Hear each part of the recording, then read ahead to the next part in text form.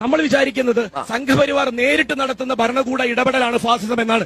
എന്നാൽ കേരളത്തിൽ അതിനേക്കാൾ മനോഹരമായി അതിന് ഒത്താശ ചെയ്യുന്ന പിണറായി വിജയൻ സർക്കാർ ഉള്ളിടത്തോളം കാലം ഇവിടെ RSSന് ഫാസിസത്തിന് വേറൊരു ഏജന്റിന്റെ ആവശ്യമില്ല.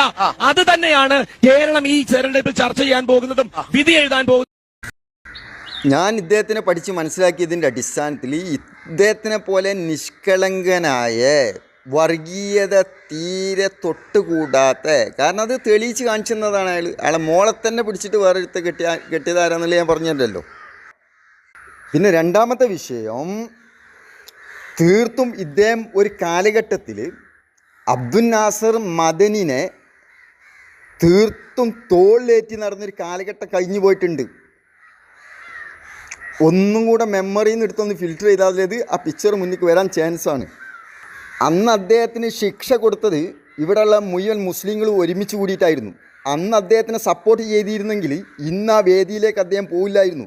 കാരണം ഇവിടെയെല്ലാം 100ക്ക് ഇനി അതല്ലെങ്കിൽ 1999 സ്ഥാനാർത്ഥികളുടെയും ഉള്ളിലുള്ള ഒരു ആഗ്രഹം അദ്ദേഹത്തിൻ്റെ ഉള്ളിലുണ്ട് എന്നുള്ളതും, അതായത് സ്ഥാനമാനങ്ങളിൽ നിലനിൽക്കണം.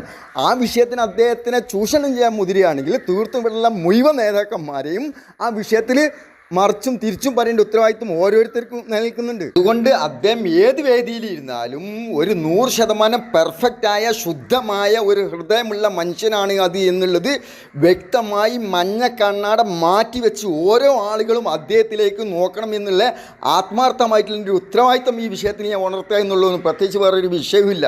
ഓക്കെ.